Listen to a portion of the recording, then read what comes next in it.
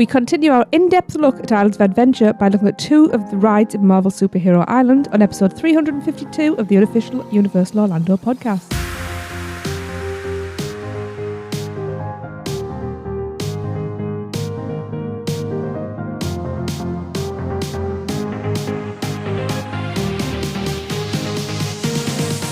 Hello everyone, I'm your host Tracy. I don't know why I said that like that, but you know, it's done now. So, I have with me tonight Lee. Hello, everyone. Hello. And I have Darren. What's up, Internet? And we also have Chris. Hulk smash. Everybody good? Yeah. Yeah. Cool. Right, now we are going to carry on looking in depth at Islands of Adventure and carry on where we left off. So this is Marvel Superhero Island, and on this episode we're going to look at 2 of the land's attractions. And first up, we have Stormforce Accelatron. Darren. The best attraction. Yeah. Gosh, downhill from here. Well, Stormforce Accelatron can be found nestling between the Incredible Hulk Coaster and Cafe 4 on the left-hand side, like some kind of weird baby, as you enter Marvel Superhero Island from port of entry.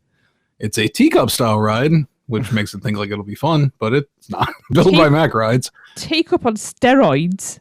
Yes. Well, it's a teacup built by Mack Rides, so there you go.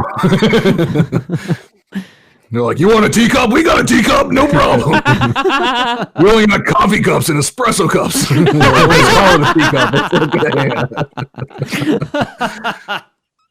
We'll just change the label. It's good. Well, it consists of 12 ride vehicles. Each ride vehicle may have no more than a maximum of 5 riders per vehicle. I cannot imagine jamming 5 people in one of those things.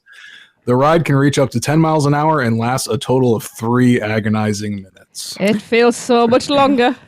Well, this ride's height requirement... That's what she said. Hang on. That only goes 10 miles an hour. If you think spinning in a circle at 10 miles an hour is pretty fast... I'm also virtually dislocating my shoulders. We haven't got there yet. Making that For anyone go who hasn't faster. ridden it. Anyway, sorry. So the height requirement of this ride is 48 inches, and I have not and will not ever ride this ride. Oh. Challenge accepted.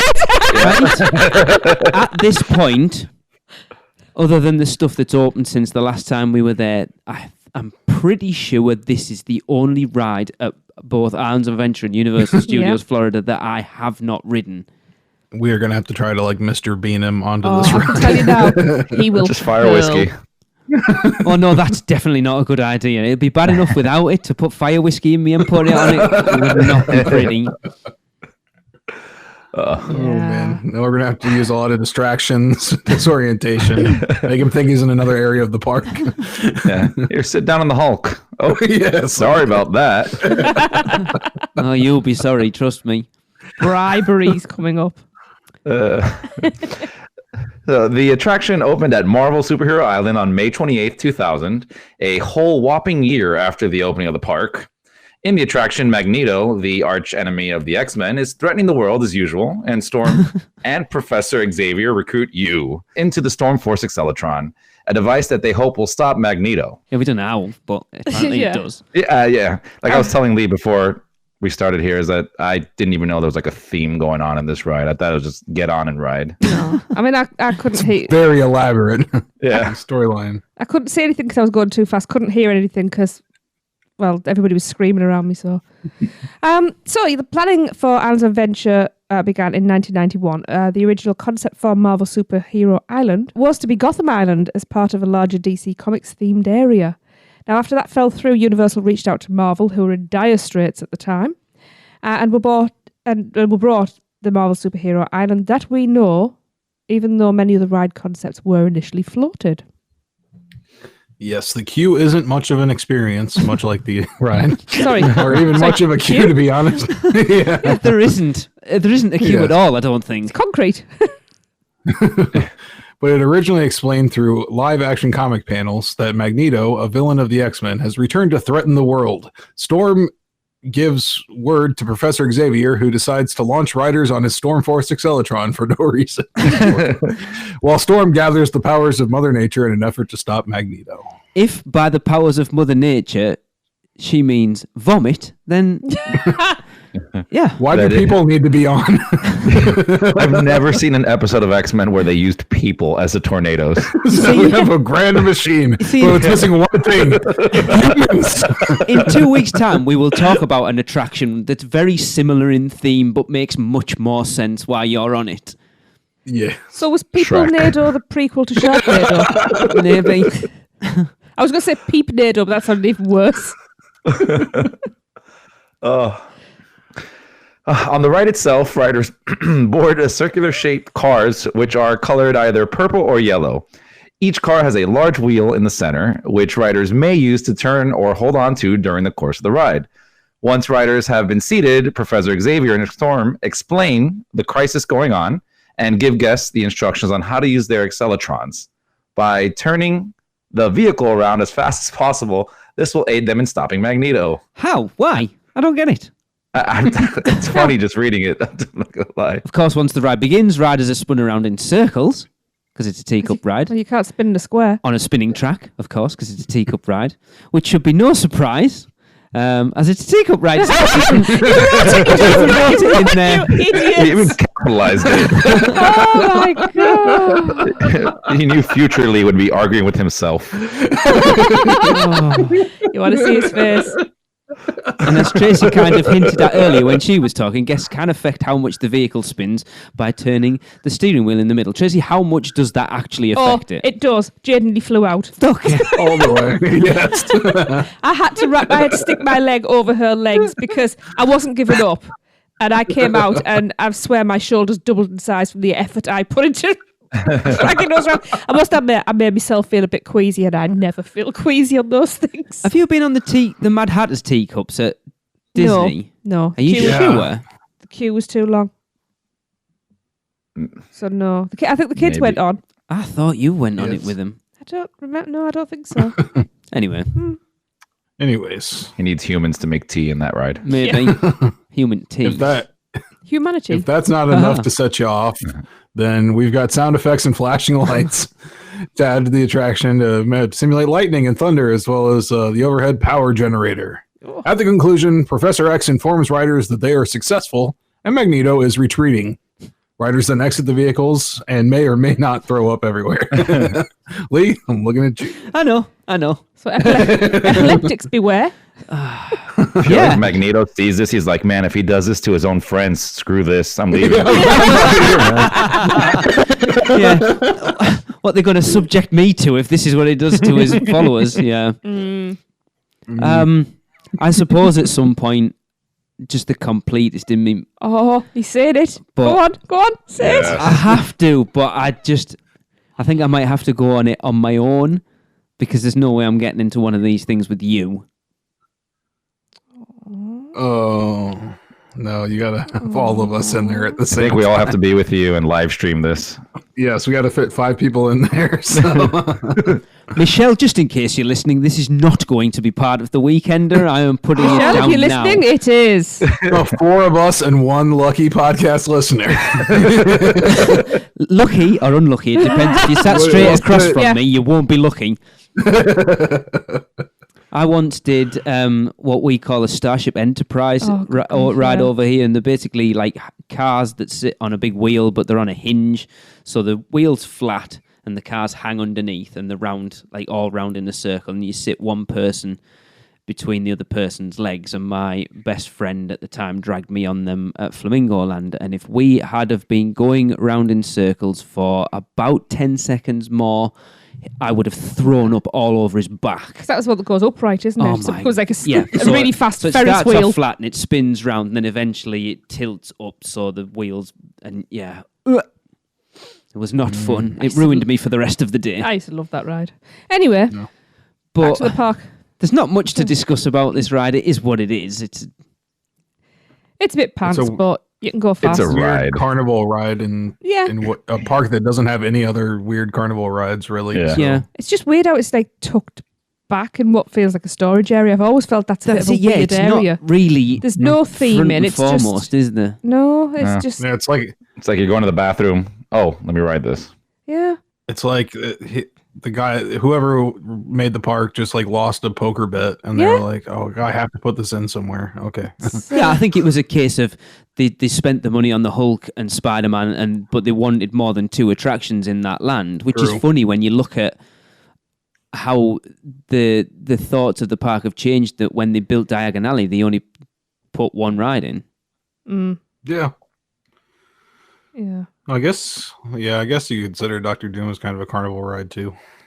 Yeah, but it's a weird one. I mean, I'd be interested to find out how many people ride it on a daily basis. There was one time that I went on, I think it was just me and Jade, there was only us 2 on it. Oh, it wouldn't surprise me. My mind is blown. It's 10 mile an hour. 10 miles an hour isn't that fast. It felt a heck of a lot faster. Think in circular motion. Yeah. That may be different. When your brain's bashing off your skull. Yeah. And your stomach's when it's going around like a washing machine.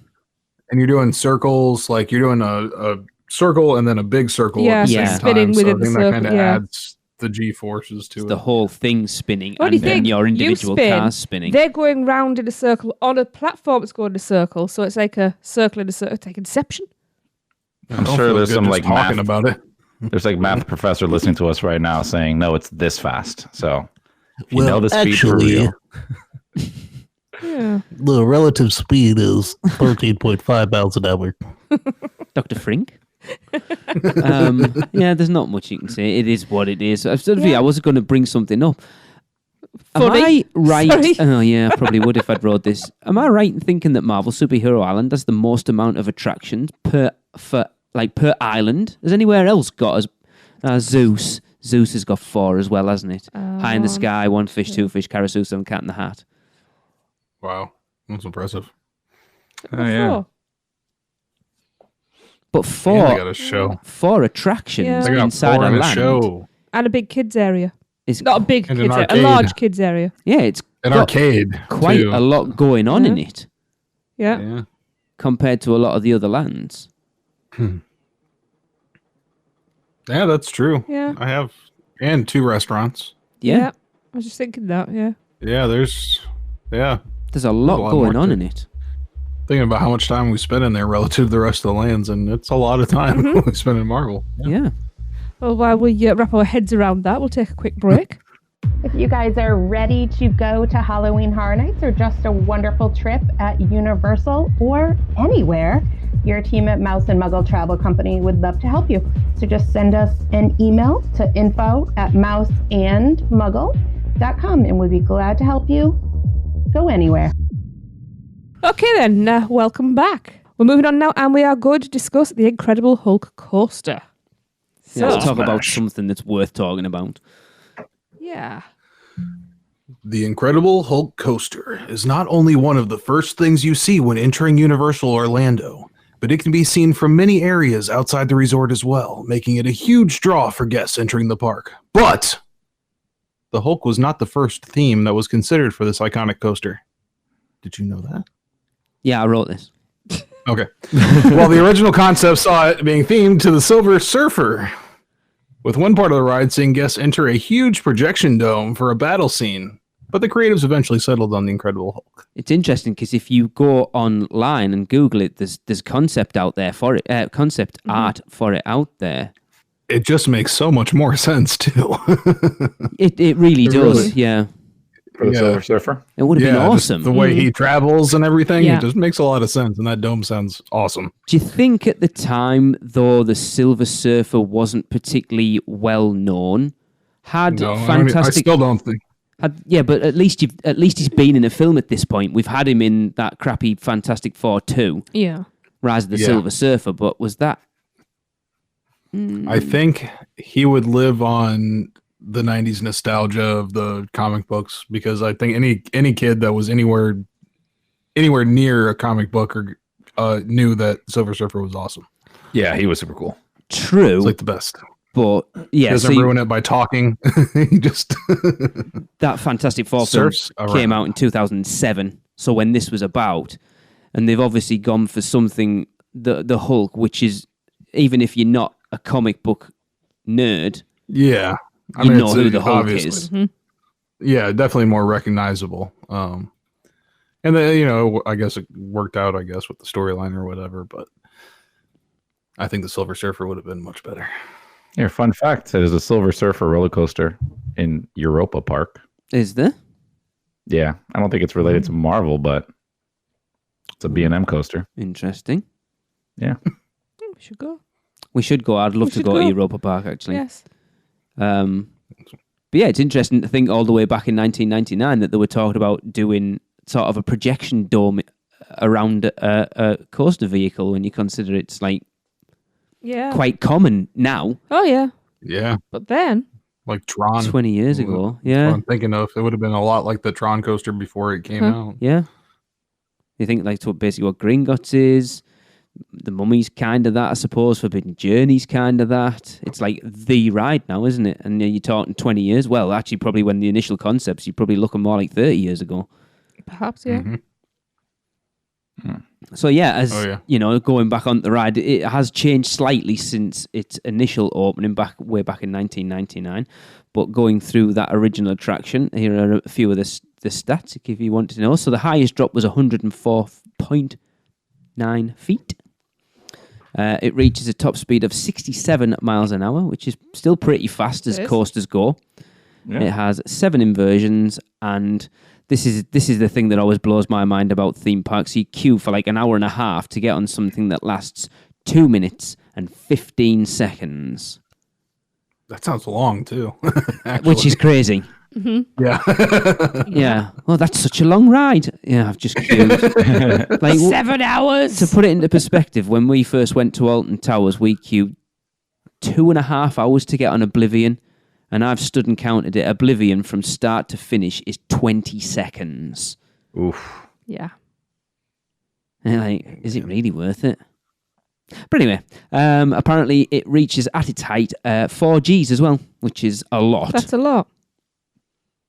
Be interested to see what Manta pulls. I think that's probably the heaviest Gs I've been on. I can't. Jesus, that is I grade out on that. I can't ride that again. Have you two rode Manta at SeaWorld? That's the one you lie down on? Yeah. It's intense. It is incredibly intense. Yeah. Especially that loop you do in there. That's what I grade. It's such a weird feeling. Yeah, the pain in my neck was unreal. Yeah. It's the only ride that I've ever felt like G-forces in my knees. Like I felt like my knees were going to explode in port. Yeah. Weird we're just getting old. For sure. We sound like a bunch of old people complaining. That's because we are. That's true. Well, I am. Yeah. Oh. All right. Yeah. So the ride was built by coaster manufacturer B&M and contains. What's their full name? No, I'm just kidding. Chris does not. It is Bollinger and Mabiard. Ooh. Sorry, my mic was cutting out. I just said. Damn internet. So it has a few of these elements here: a 150-foot long tunnel, tire propelled launch, which goes from 0 to 40 miles per hour in 2.5 seconds. Right. Can I just jump in a second? I know I wrote this, right? And I even went back and forwards on because I did a lot of research on this attraction. Because technically it doesn't go from 0 to 40 because I don't know whether it still does now, but at the time you're already moving off before it launches. Mm-hmm. Yeah, a couple miles per hour. Maybe like 2 or 3. I've always kind of... Darren? Pedantic. But it's not pedantic. It's not a stop. It's not like Rock and Roller Coaster where you stop and launch from stood still. You're slowly moving up, which to me makes it better. Yeah, doesn't that make it technically slower than like the insane mode in a Tesla? Like the launch of that thing? I don't know. I don't know what that is. No, because Tesla is 0 to 60. I know what a Tesla is. Exactly. So I'm like trying to think of it that way, but like I think the 0 to 60 on a Tesla, and it's like an insane mode. It's like a racing mode that they have. It puts all the battery power into the like taking off. Okay. I think it does in like 3 seconds, 3.5 seconds or something like that. So I know the new Roadster is like 1.8, which is kind of it's disgusting. Yeah. What? Yeah. I mean, I know just because they can, but yeah, no one's ever going to use that, are they? Why? It's because Elon Musk. Yeah. Yeah. So there you go. Tell your kids it's not that bad, and this thing's on the track. Yeah. Totally safe. However, this is where they kind of differ because this ride will begin with a 0G roll followed by a cobra roll, then a loop, followed by a corkscrew, then another loop, the block break, and another corkscrew, and a California roll. Do you know, he got there before me. I was waiting. Corkscrew stops it off. Oh God. That cobra roll at the front of that ride, I've always said, Delicious. Yeah. It's got a bit of a bite to it, though. the first 30 seconds of that ride is probably the most intense on any ride ever. Yeah. It's so, like, up that 0G roll into the cobra roll and then back down the other side through the loop and then through. I haven't actually put it in, but that tunnel is my favourite bit in the attraction. Yeah. I love that so much. That 0G roll always gets me, like, not blacked out, but just kind of makes the sun go away a little bit more. Chris is playing out. It's true. I don't know. Weird. Every time I'm like almost black out. Okay, I'm back. Yep. I've never done that on a coaster. I've already done that on Makes the Manta. ride Never better. done it. Well, Celia, you haven't been drinking going on the coasters, so. Yeah. That's very In fairness, I almost blacked out on the line too. So it's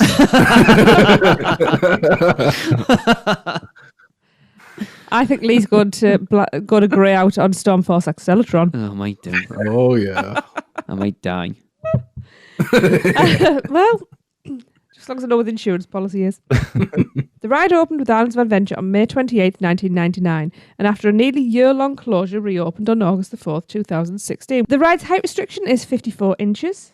So, okay, let's talk about the first iteration of the ride. Most roller coasters are built to try and dampen the amount of sound that they make by filling the rails with sand.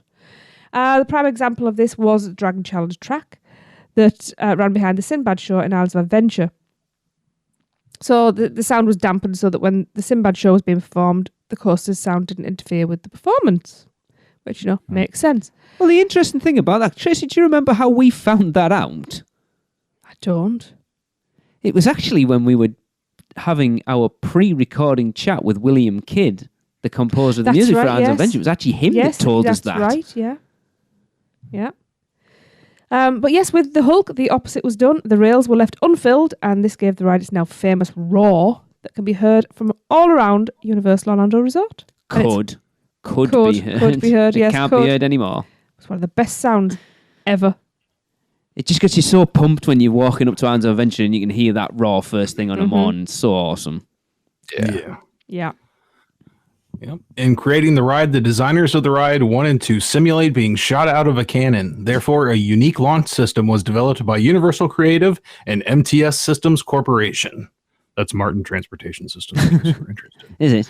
Right? Yeah, I just looked it up. in case Chris tried to catch me on it. Like I did to him. Look at Darren. touche. Riders travel at an angle of 30 degrees through a 150-foot long tunnel, pulling 1G as part of the initial launch. To power this launch, the designers investigated a variety of systems ranging from hydraulic, pneumatic, cable, steam catapult, and conveyor belt. Let's just In the end- just look at that again. A steam catapult? What the hell? Sounds medieval. What the hell is that?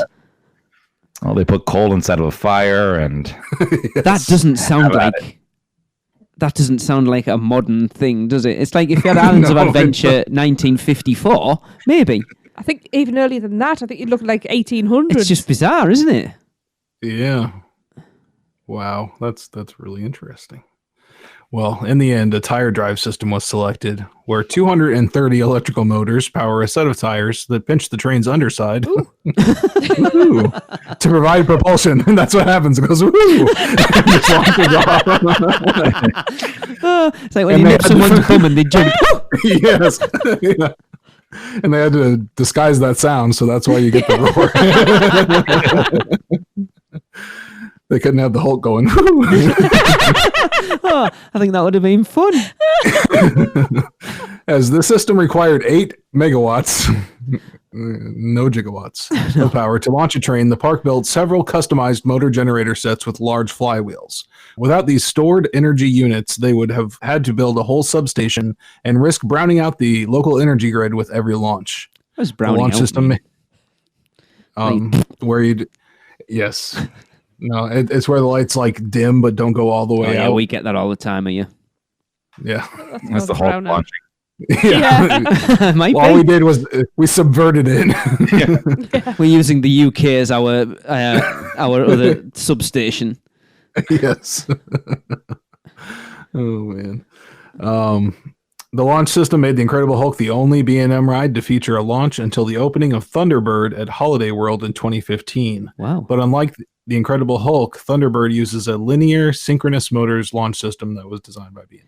Yeah, well, it is, because obviously the one we're used to hearing now is the linear induction motors. Yeah. Mm-hmm. That seems to be the smoother one, because I think it's probably what you'll find Tron will be at the Magic Kingdom, if it's similar to Velocity at Flamingo Land over here. That's linear induction motor, and Jesus, does it go? Shifts. I tell you what, if Tron's anything like that, the rush you get in your chest, because I think that's something like naught. Everything just is it like naught to stops. I think it's naught to something like 42 40, I think it is, something like that. in 2 seconds. And, oh my God, you cannot breathe. Yeah. But because you're sat in like a sitting position, like on a motorbike, it's an entirely different experience. Yeah. Yeah. That's amazing. Oh, it really Oh, is. love it. So let's talk about the queue. And we'll talk obviously the 1999 to 2015 iteration, which I remembered very little of, to be honest. But when you entered the queue, it was themed to Dr. Bruce Banner's science laboratory, and it had TVs showing, obviously very similar to the Spider-Man queue, the sort of that 1990s animated Hulk TV show type thing, telling you the story. Bruce is trying to find a way to reverse the effects of what the gamma rays did to him by testing it out on you, the guest. Cheers, mate. Again. Appreciate that. I like using those. While walking through the lab, guests encountered items including the generator, the gamma core, and the Towers of Power. What are the Towers of Power? Sounds like out the Goonies. Pinches of power. You could even see the coaster roaring past through large holes in the metal walls of the queue at certain points, which is cool. Yep. Yeah. The queue split up in two at the point for those who were willing to wait the extra time to experience the Hulk in the front row, which took forever. Once guests were seated, front row. I think we did. What? I'm trying to think if we've ever rode front row. I'm one of those people, I'm impatient. I'd just rather get on rather than go queue an extra 15 minutes to get on front row. I think everybody should do it once, though, because the front row is pretty cool. I think we must have done. I think we have. Yeah. Once guests were seated, the ride began its slowest ascent up the Gamma Tunnel as this audio played around them. Everything looks good. I think this time it's going to work. Warning. Coolant levels dropping. No! Coolant levels dropping. No! Warning. Warning. Warning. No! That's the most laid-back warning message I've ever heard in my life. Warning. Warning. There's a warning going on. You sound like... Holly! Hey, get out of the way! It's like she had something else to do on her schedule. The coaster then enters its high-speed launch and into a zero-G roll. Once off the ride, guests exit via the photo store, where they could collect a photo that was taken of them on the attraction. Gamma radiation not included. I didn't put this in because obviously we haven't ridden it since its new one, but is that still the same today? Yes, they will not give you gamma radiation. No, I mean... Damn it. Is it still like just a daft photo thing at the end? Yeah. Moving forward, on August 14th, 2015, Universal announced that the coaster would undergo major enhancement work and would close on September the 8th, 2015, meaning Lee and I wouldn't get to ride it on our last trip. And I didn't ride it the one before either. No, it means we just got to stare at it half taken down longingly from me ship the olive. Yeah. The ride the ride reopened to the public on August the 4th, 2016. Our wedding anniversary. As part of the coaster's major refurbishment, a new original storyline was added with a completely redesigned queue experience that places guests inside a perilous scientific experiment led by General Thaddeus Ross. The entrance features a huge statue of the Hulk holding one of the original ride vehicles over his head and some of the original tracks arcing over him. Which is cool. Yeah. I like that they did that. Yeah. Little homage there. Yeah. A little something to say on the VIP tours. The TVs in the queue now show CGI animations of test subjects being exposed to gamma radiation and being transformed into Hulk-like creatures. As part of the queue, guests now also have to pass through metal detectors to make sure they have no loose articles in their possession. What's a Hulk-like creature? Surely it's the Hulk, or not a Hulk. What's a You would think. Hulk-like creature? Horks, Hawks? hunks, Come on, Darren. You started. Hulks. You have the Seinfelds. I don't know. I think you've broken Darren. Yeah. On their blog, Universal revealed that these details of the upgraded attraction way back whenever the hell it was when it closed down, and we were all very sad because we won't get to ride it.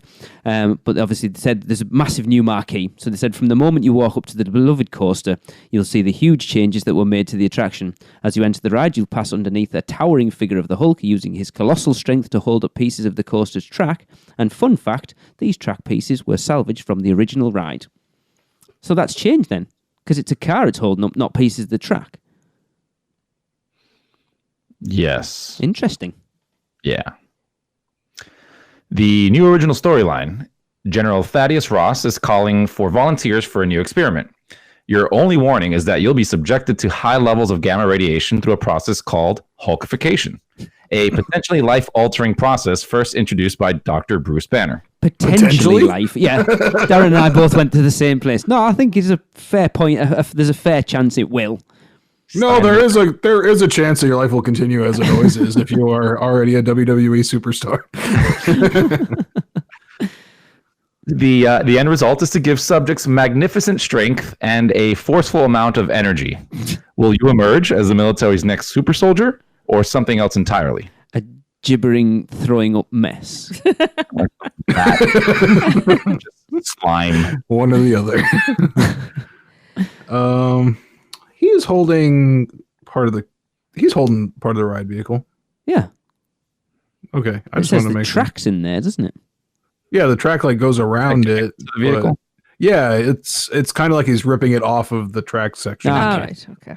Why would he break his own ride? I don't know. Hulk. To make way Who for a new knows? one. Yeah. Anger took over. Yeah. Kids, don't be angry. A completely redesigned queue. Your part of the story begins the moment you enter the building, which has been redesigned as a state-of-the-art military research compound commanded by General Ross, of course. Awesome. Mysteriously, for some reason, without air conditioning still.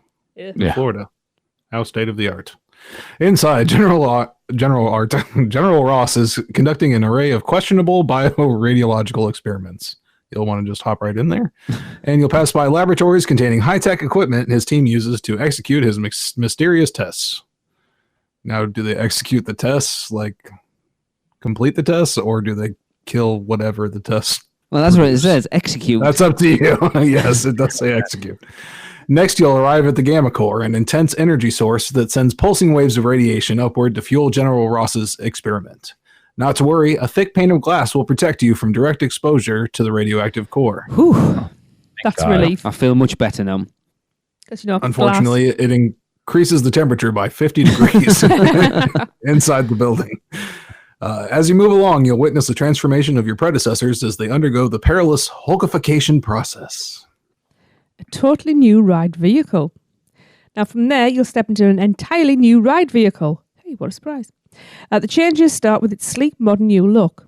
Once on board, you'll discover a brand new in-seat audio system that booms an original ride score created by Patrick Stump. Woohoo! Frontman for the internationally renowned rock band Fall Out Boy. I do like a bit of Fall Out Boy. The next thing you know, you're rocketing through a new launch tunnel packed with amazing special effects as you're propelled out of a Marvel superhero island with superhuman force. Can I just say that the speakers on my cart are always broken? Oh, you always sit in the same seat. Yes. There you go. That's the problem. It must just be you two, because Darren always gets the broken gun on Men in Black as well. Yep. That's true, yeah. That's right. We're going to be maxed out every time. Yeah.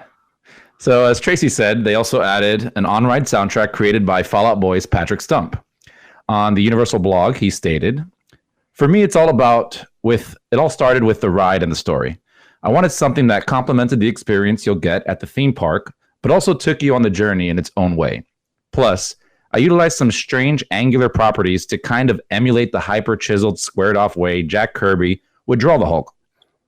Conceptually, I wanted rumbling drum rhythms that could capture the Hulk's raw muscular aggression and deep growling brass instruments that mimicked that kind of throaty roar. I wanted melodies that struck you in the chest as if the Hulk was swinging a bus into a wall. Okay. When it came to the Q overture, however, I composed several reappearing themes. I'd almost say leitmotif. Oh, you shut up. to take you through that kind of childlike, innocent wonder, the heroics, the military aspect of the story, the technological sci-fi element, the kind of espionage chase feel, even a bit of the lonely melancholia the Hulk is kind of famous for. Do do do do. Is that it? I've never actually listened to these because if you go on the actual blog post, you can download these. I think there's 4 little sections of the music from it, and you can download them as a ringtone. And I don't think I've ever actually listened to them. Well, there you go.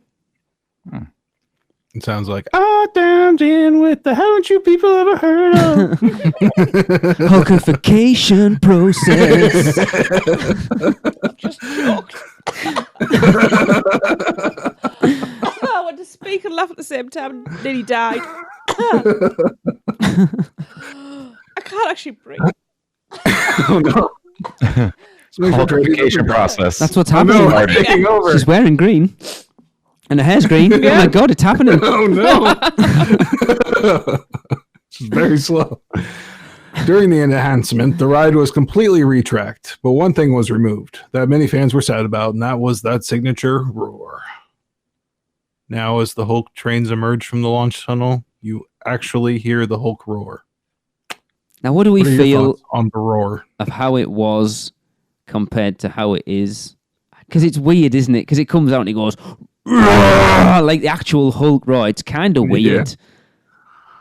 It's more for you on the ride than for just atmosphere around the area, and I preferred it the way it was. Yeah. Yeah, I wonder why they chose to change it. Well, it's funny because even though they're using the actual Hulk roar and speakers or whatever, it seemed more realistic when they did it the other way, and like more like visceral, you know.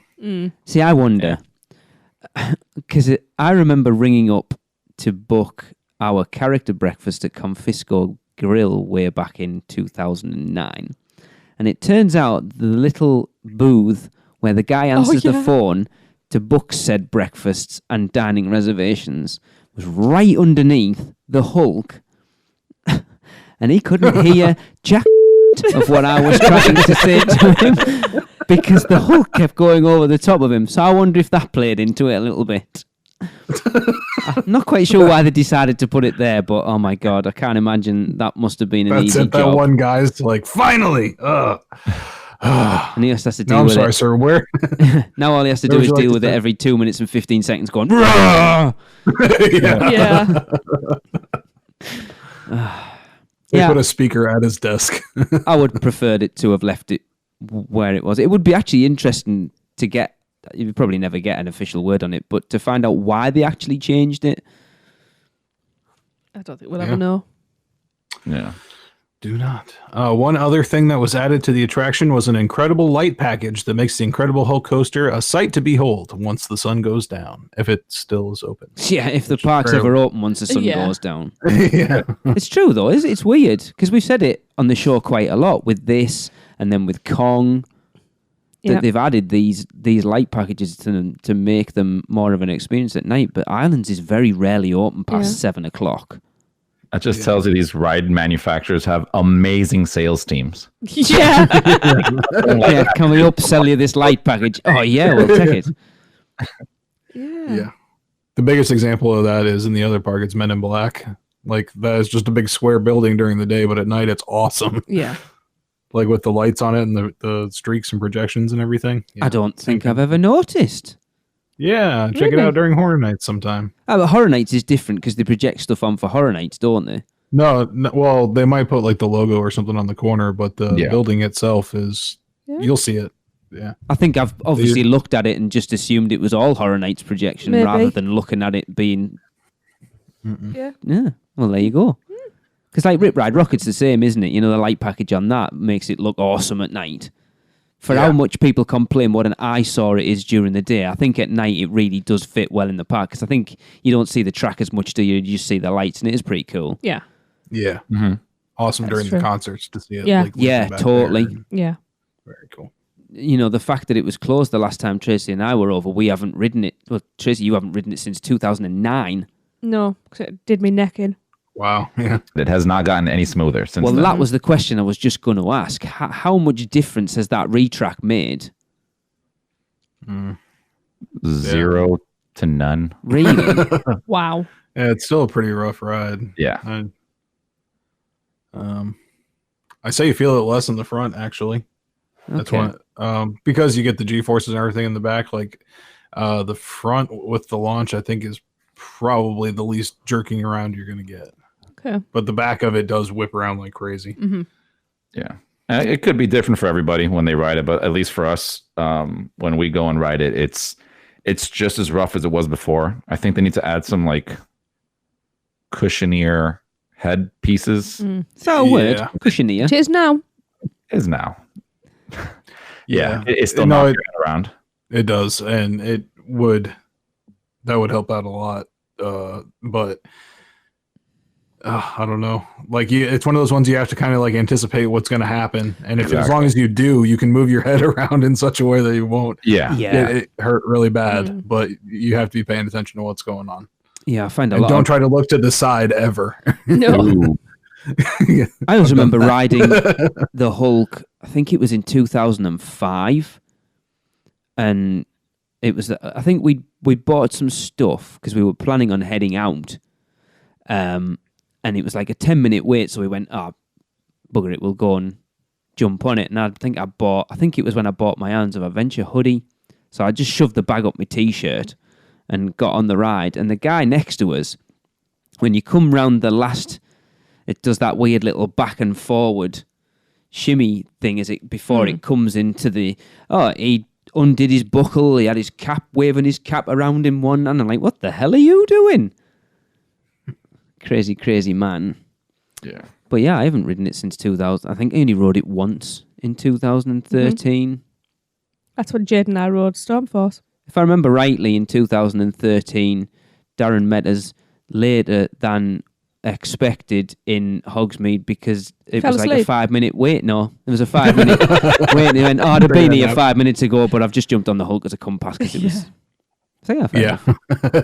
But yeah, I remember very little of it at this point, and I do worry that the next time I go on it, with me not being very tolerant of roller coasters anymore, whether it might make me ill. Well, the first time you ride it, you make it the last ride of the day, and then you know for the rest of the stay. Good thinking. Yeah. See?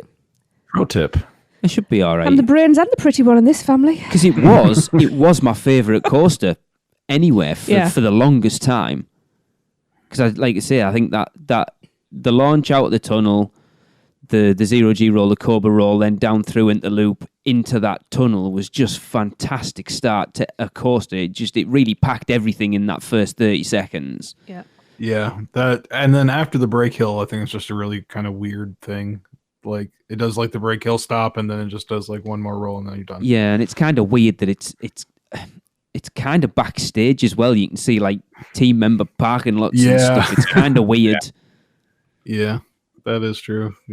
That's probably I do not care about the immersion there. Yeah, it's weird. Like all the theming is in, like, say that first half before you go through that tunnel, and it's like, welcome to the Utilidors, even though it's not the Utilidors. It's kind of the same with I'm sure we'll talk about it in 2 weeks, Doctor Doom. If you're sat in the right place on Doctor Doom, there's no better place to view that park from. But if you're sat on the back side of that ride, it's like, there's a team member parking lot and some buildings, and yeah, cool. I've done Doctor Doom twice. The view from the... I wish it would... Because we have a drop tower at our local theme park, and it's very similar to Doctor Doom. It fires you up, drops you back down.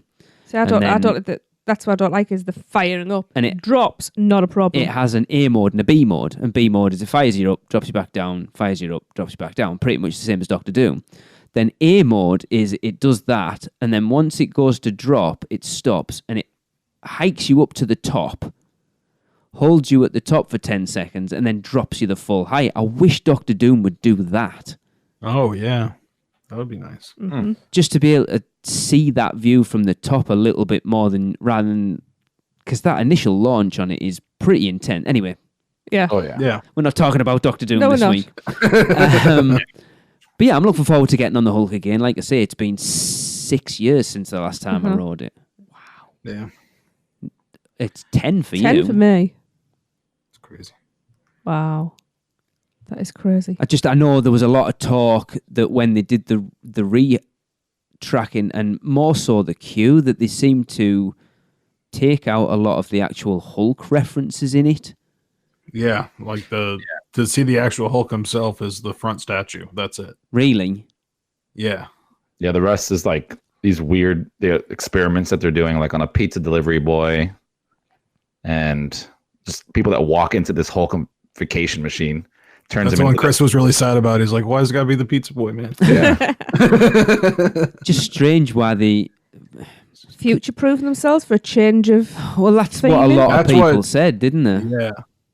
Yeah, true, but I mean, You would have to get rid of that though. the rest of it, I mean, a lot of the Hulk references were video anyways in the queue. Yeah, So, like, Very it's true. something they could have pulled out at any time. So, it's very just strange. weird. Yeah. When your ride is literally called the Incredible Hulk Coaster, it seems weird. Yep. Incredible. Incredible Hulk Coaster starring you. Yeah, yeah. This seems to be a theme. I think. Well, actually, it is a theme for all of them, and we'll get into the other two. But it's like it's really putting you in positions where you wouldn't normally willingly walk into. Do you fancy helping us stop Magneto? Yeah, all right then. How'd you do it? Just ride this thing here, throw up, and we'll be good. Oh, cool. Do you fancy becoming the Hulk? We just blast you with gamma rays, and no, you're all right. Hey, how about you just sit here in a vehicle and we let the Green Goblin lob fire pumpkins at your head? Okay. But I love it. I love it. I still love it. Like I say, I'm looking forward to riding it again because it has been a very long time since I've ridden it. And that's what I was going to ask. Express Pass. So if you've got Express Pass for the Hulk, can you ride front row any quicker, or does it still split to have to go into that front row line? You have to go the front row line, but you get up there faster Yeah. to that point. Okay. But yeah, if you do want to ride the front row, you still got to stand in that line. Which is fair enough. Yeah, which isn't bad at all if you've Yeah. done the Express, because the Express is usually straight on with Yeah. that. So, Chris, Darren, Tracy, Yep. putting all the roller coasters in Universal Orlando Resort in an order, where would you put the Hulk?